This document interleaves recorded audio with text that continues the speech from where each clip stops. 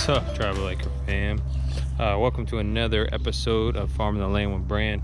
So today's episode we are extending our pig paddock. We're installing our second one as of today. Yesterday we went ahead and installed all the T-posts along here.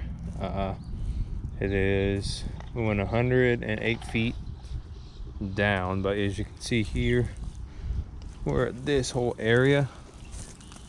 We're putting on insulators now, but this whole area here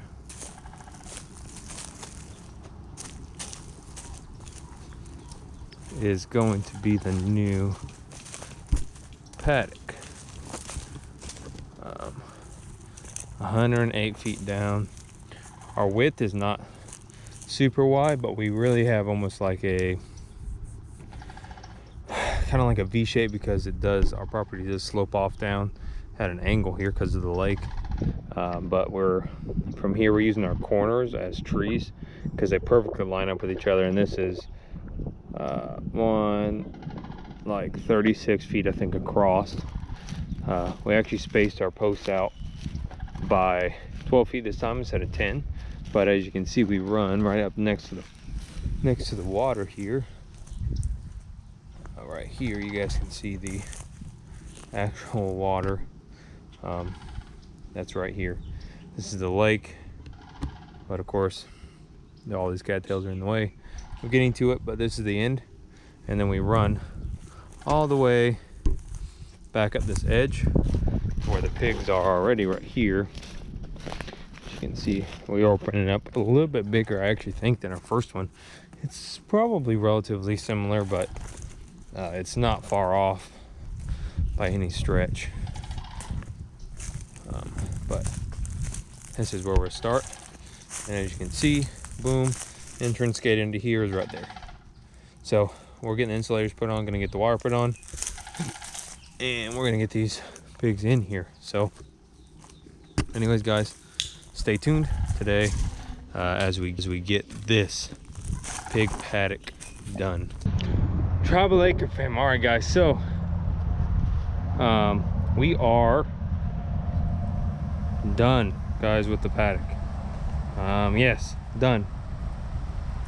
I know I didn't record a whole lot of what we're doing. I showed you guys yesterday when we were putting the posts in or whatever, and then we already have a video up on putting up one of these paddocks, so you guys can go back and check out our first pig paddock that we built.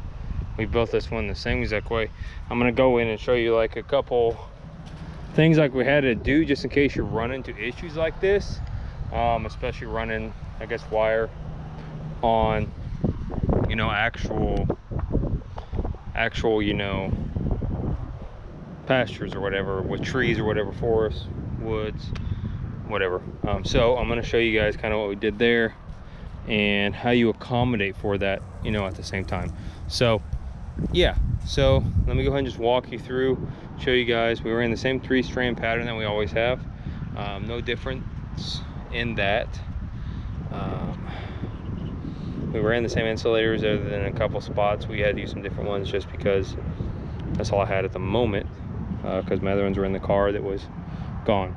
So yeah, the only thing left to do is to transfer the pigs over into this new area, which will happen tonight. They're in there feeding. That door will get open, they'll be called into here, and we're gonna see how that works.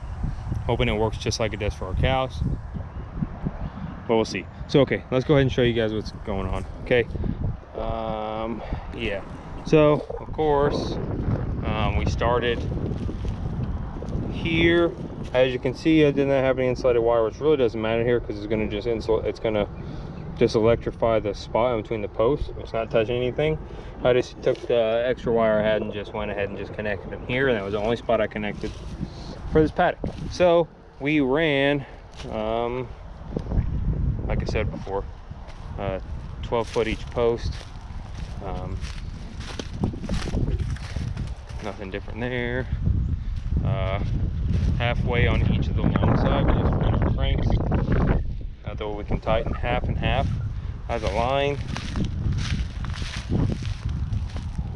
Had to come through here with the mower and clean a little bit more of it up.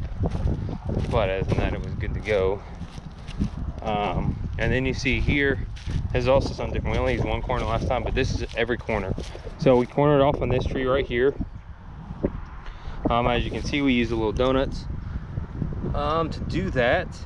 But the problem was it's hard to get really low to the ground on trees. So our issue was we were having a big space at the bottom wire.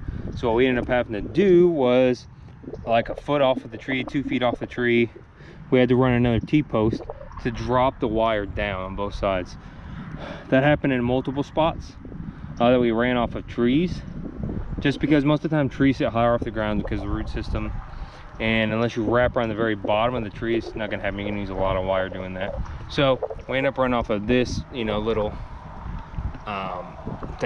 tree that came out of this tree, and that is that corner. Then you'll see this corner where it's a lot higher because we didn't have the option that we did on that one with a little tree sticking out of it. So this is just what we had. So donuts again, as you can see, I had to run around the whole base of the tree with the wire, but once again we had a really big gap at the bottom, almost probably a foot. Did the same thing, guys, just 2 feet off, a foot and a half, whatever. I didn't measure it, but just enough off of the tree. Put the insulators to drop the wire back down so that it flows perfectly into the tree, and then back down to that side because we have a lift because of the tree and the root system. Yeah, so that's that one. And then we actually have, you'll see a really big lift here on this one. It's not a corner, so we of course had to do the same thing, but here, if you guys step back, you can see here how it goes up and then back down. So when you actually run this wire straight from this one to this one, the wires are going to be like down here. But of course we had to lift them up, so we just drilled insulators into the tree, hooked them up on those hooks to keep it flowing with how we want the height to go. So we just adjusted with the tree and use that as a stabilizer as well, because we wouldn't have been able to run those wires straight across because there's such a dip in the ground. So because this tree's here, which causes the rise, we just use the tree to actually help, you know, create more stabilization and to, you know, run the flow of the wires of how it's supposed to actually go. Yeah, so that's the same as those. That's the only difference, is they run off of another tree, but we don't have such of a rise from it, and it actually worked out really well. But as you see here, we still did the same thing. These are 2 extra T-posts because that's not 12 feet apart. That's clearly not 12 feet apart, but we did the same thing. Had to make sure we could drop those down in order to actually keep those things running level. And as you can see, guys, we're not touching the tree at all. No clicking going on. Worked out great. Okay, so go around this side. This is halfway back from the other side. As you can see here, these cranks here, if you look straight across, let's get this camera up. If you can't probably see it, but straight across from here is the next set of cranks, which is the first set. So that's ran evenly across from each other. Then tree limb and my face. Okay, guys, so this was the next one, which was a little more difficult, I guess you could say, but it ended up working out fine. We had to run 3 mounts on the back side of this tree, and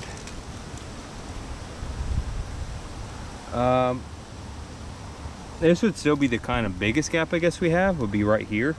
Now that I'm looking at it, it's maybe 8 inches or so, so I might end up having to run a T-post here eventually, now that I'm looking at it.